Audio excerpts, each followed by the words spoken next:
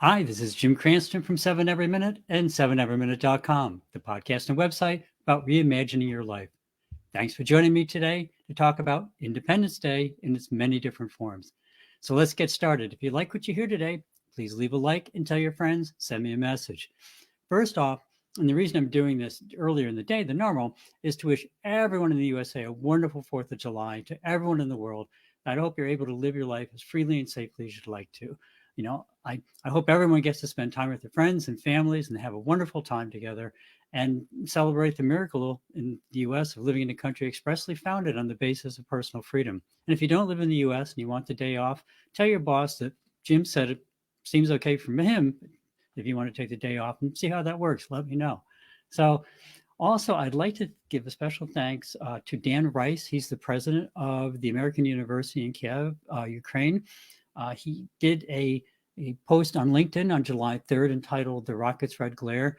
And it made me help remind me that Independence Day, we tend to think of it in the past, but in reality, it's an ongoing thing. And so thank you, Dan, for that post. If you're on LinkedIn, look him up. Does a lot of interesting writings and a good read generally. And it really changed my perspective on the relevance of Independence Day and whether it's a historical holiday or something that still matters. So this is the 247th Independence Day celebration in the United States, if you want to include the first one, I think. But I remember clearly the 200th. So, what does that say about me? And things have changed obviously over time. But so if you ignore the drone displays that they're doing in lieu of fireworks, talk about missing the point entirely. I know there's some reasons insofar as wildfires and things like that, but clearly the point of Independence Day and the fireworks is not just to be a day out to have fun. There'll be about 16,000 fireworks displays supposedly in the United States this year with millions and millions of people attending. But the bigger issue is kind of more and more people are forgetting what and why fireworks are used. It's not just for entertainment. It isn't to, torment pets or make everything go wow. It's really a reenactment of the actual battles and attacks that took place back in the 1700s and later, and unfortunately many times later. The Star Spangled Banner, written in 1814 by Francis Scott Key, that was actually written during a British attack upon Fort Henry. It was quite serious in its words, quote, "And the rocket's red glare, the bombs bursting in air, gave proof through the night that our flag was still there," end quote. Dan's post was very interesting, Dan Rice, because he was in Kiev as he's writing that. He went back, he's been there actually quite a while now. And he said you could see the US flag because they were just attacked again, as happens frequently by the Russians. Kiev was just attacked again. He said, and the lights were out because of the attack. He said, but you could see the flag on the top of the building still waving in the rocket's red glare. So, we tend to forget it's still absolutely relevant. And that's kind of the point. And we tend to forget that during the revolution, the fledgling, United States of America received considerable assistance from other nations, despite doing the bulk of the heavy lifting ourselves. There a lot of people chipped in. It wasn't just us against the British, and that was that. We also tend to forget, especially these days, with our more sanitized news, because anyone who's near my age, how could you ever forget the near real-time reporting from the actual Vietnam battle zones? It absolutely is riveted in your head. We're actually seeing that now in a lot of places, and I look at LinkedIn a lot for this, of the battles going on in Ukraine. But there's other elsewhere. The battles continue for freedom every day in some very big ways. Like I said, in Ukraine, there's other areas as well where there's people trying to get their freedom from various oppressive governments. But it also happens in a lot of small but very important ways, such as the daily cyber war attacks and defenses, and of course, trying to control the constant stream of propaganda that appears on social media. The war, it may not always be in our face, but it's going on every single day. And that's what Independence Day is all about. It's celebrating our freedom, but also recognizing that freedom is an ongoing challenge. It's something that we have to work on all the time. And we can't forget, there's hundreds of thousands of US troops, contractors, civilian DoD personnel deployed around the world in a broad range of roles, all of which are by definition incur some risk. So the ongoing price of freedom is always high. because there's always those who feel they can profit by forcibly taking it away. One more point that Dan Rice brought up in his LinkedIn post on this Independence Day, it's a good way to kind of weave into your conversation something like, boy, the war's still going on in Ukraine. Have you thought about that? How freedom is currently being fought for by people all around the world. And again, it's just to kind of pull people back from it's a great day with lots of hot dogs and food, and we go out and we watch fireworks. And yes, it's awesome, to remembering what it's all about. And, I think you have to remind people sometimes that doing nothing really helps the aggressor and only the aggressor. And a good way to acknowledge the amazing freedoms that we enjoy in the United States and in many other places would be to help support the people of Ukraine through any of the many aid organizations. As always, you can look at ukr7.com, the website that we have up, but there's lots and lots of places that list many places out where you can aid the people in Ukraine. And I think Independence Day is a good way to bring that to the forefront. Remember, they're fighting for their independence today, just like we did 247 years ago. And it's really important to keep in mind. And I would encourage everybody to think about that. This goes beyond political discussion, and certainly isolationism just is not a route to success for worldwide peace. So that for that. And again, I think it's a good opportunity. Think about talking to somebody about it. But that's only the first part of the Independence Day discussion, although it's a very important part. Now, moving away from the global viewpoint all the way to the other extreme, down to the personal viewpoint. Another good thing to consider this Independence Day is whether you are living your own life as fully independent of societal and business controls that, as you can be.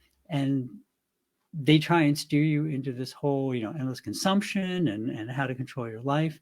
And we tend to also forget that the independence of our country, it was really the founding principle of the US, was that every person should have the right to pursue happiness in a way that matters to them.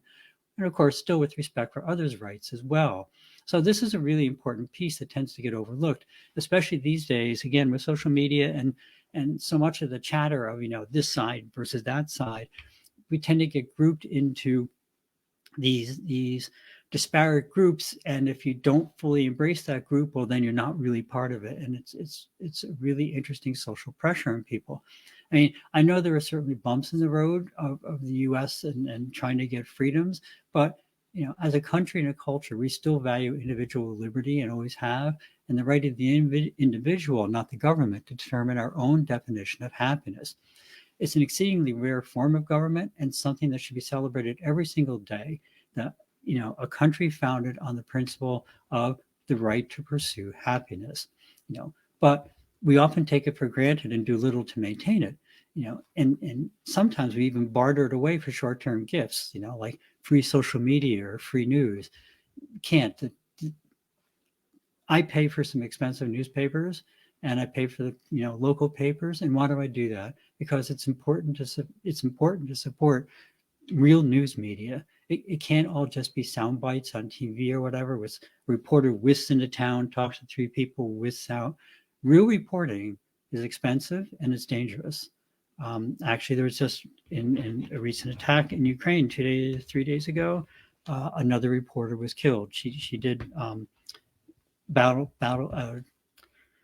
reporting from the fronts on the battles and really documenting the atrocities that Russia is regularly doing.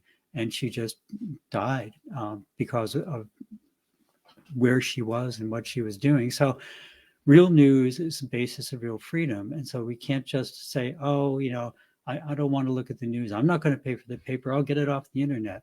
Even the stuff on the internet, and there's actually a lot of major suits going on right now against the social media companies and Google, talking about that, news takes money to get. And so I would encourage you, support your local newspapers, support the major papers, actually buy them, get a subscription to them, whether it's online or physical delivery. It's really important, and it's really the basis of freedom. But back to what we were talking about originally, part of that freedom is personal freedom. So, you really have to think a lot about what it is that's important to you, and what it is that brings you to the point of feeling that you can live life on your terms. Society has a lot of really huge levers it uses to kind of like make sure society keeps functioning today and tomorrow like it did today and yesterday, because society has lots of mores and principles that just only make sense to society. You saw that a lot over the past couple decades where, geez, if you didn't have a college degree, it just, of course you had to get a college degree. Anyone who's worth anything had a college degree. And then all of a sudden people couldn't get their cars fixed and they couldn't, get products delivered because they weren't truck drivers and all those other things. And it's kind of like college degree is one way of doing it, but if you don't want to go that path, there's nothing wrong with it. It's just a different way of living. And that's the real core of the independence that this country fought for. It's that you can live your life on your terms in a way that make you live the life as full as you feel you can live it. It's society uses lots of techniques like criticizing people who do something out of the norm. You see it all the time. Someone leaves a good corporate job to work as an entrepreneur, or they go open an ice cream stand or something. I don't know what's wrong with Harry. He had a really good job and he left it. And now of course it's laughing and even publicly humiliating and attacking people who dare to question any known truth. And known is used very much in quotes, and it's on any subject, because a real scientific mind, a real open approach, and a real open society, no topic is ever closed. We're always getting more information. We're always learning more things. And people still criticize people on things that where the topic changed and they just openly criticize them and miss the point that maybe there's a different way of looking at something. I laughed because for a long time, if you don't agree with masks, what are you, some sort of kook? Then 2 years later, the same people are saying, you're still wearing a mask? What are you, some sort of kook? Attitude shifts, and you don't necessarily know somebody else's basis for the beliefs, but you have the opportunity to learn about them and learn more about the world at the same time. If you try to define your life to please society, and it's often hard to avoid, right? Like I say, there's constant social pressure, whether it's in fashion styles or attitudes, you'll find that you never quite reach a place where you can be at peace with yourself because those things are always changing. The goal is always, always purposely changing. So this is the other meaning of Independence Day. It's also a good day to look after ourselves and remember that Independence Day was built upon personal courage. It takes real courage to go against the tide and especially when something is a really popular thing going around in societal thoughts, and to hold independent thoughts and attitudes. If you want to avoid eating certain types of food or make a point of eating certain types of food, that's a personal decision, and you have the right to make that decision. Yes, others have an equal right to make different decisions, but they don't and really do not have the right to try and force their opinions onto your life. And the same is true for your political views, your religious views, and hundreds, even thousands of personal matters that are currently being claimed to belong to a particular group or to the government or to whatever. That's not true. They're your views. You've looked at life and you looked at life through your own experiences, and you have the right to your own views. Whether it's drinking soda and full fat milk or deciding what days you're able to work because of deep-seated beliefs. This level of independence is also core to the way that we live. So when someone tells you that you have to do something, know in your heart that it isn't harming and if it isn't harming anyone else, right? You're free to live your life just as you see fit in order to live your full potential. That's a really important concept to keep in mind also on this Independence Day.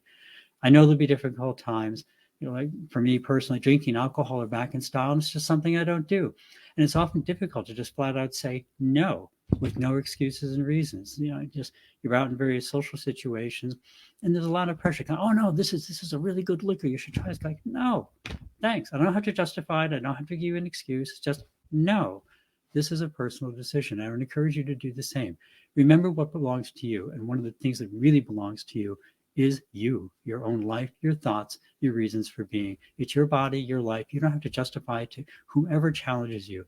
It's their responsibility to respect your right to self-determination and not to purposely try and hinder it. So besides enjoying a wonderful holiday, please take this Independence Day. Remember all the sacrifice that's made possible, or all the sacrifice rather that has made it possible, and to celebrate that, to appreciate that, and to appreciate all that we have, and to also appreciate all that you are. And to live your life to the fullest way possible, and also to remember the people in Ukraine. And certainly remember the huge freedoms that we enjoy in the US is based upon the core tenet that personal liberty and self-determination is the underlying principle on which everything else is built. You have the right to live your life in the way that you see fit and to live your life to the fullest. It has to be obviously in consideration of others because they have the exact same right, but concepts such as society or political parties absolutely have zero right to dictate your worth or your self-image. That's it for the week. Thanks so much for joining me. I hope you catch it early. I'd encourage you to think about what really matters to you and that perhaps you have set aside, because you didn't want others to think you were different. Just do it. If you always wanted to learn to play bagpipes in a rock band, hey, go for it. But then really think about those things in terms of your overall life satisfaction. This is a super personal decision. No one can make this determination for you other than yourself. Horrible job that pays great? Maybe you're doing it for the kids. But maybe starting your own, like I said, ice cream stand would be a better role model for the kids. Only you know what matters most in your life. Do it with confidence. Enjoy the process. Remember the many levels of Independence Day. Wishing everyone a great holiday and much happiness and much discovery. So that's it for the day. As always, there it is. Remember, ukr7.com and Ukraine. These are links where you can donate, like we talked about earlier. Remember, it's a particularly good topic today. They're fighting for their independence, just like we did 247 years ago. Totally relevant. Actually, when we achieved independence 247 years ago, we were fighting for it before that. And ukr7.com, lots of links there, including to the World Central Kitchen. They have lots of support activities going on worldwide, totally humanitarian. And I would encourage you to look into all of those. Remember that one of the best ways to care for yourself is to care for others. So if you can and you're able, please check it out, ukr7.com. As always, thank you for stopping by. If you found something interesting or useful, please pass it along. Please hit that like button. If not, please drop me a comment as to what you'd like to hear. Have a great week. Remember to live the life that you dreamed of, because that's the path to true contentment. Love and encouragement to everyone. See you next week on 7 Every Minute, 7everyminute.com. Thank you.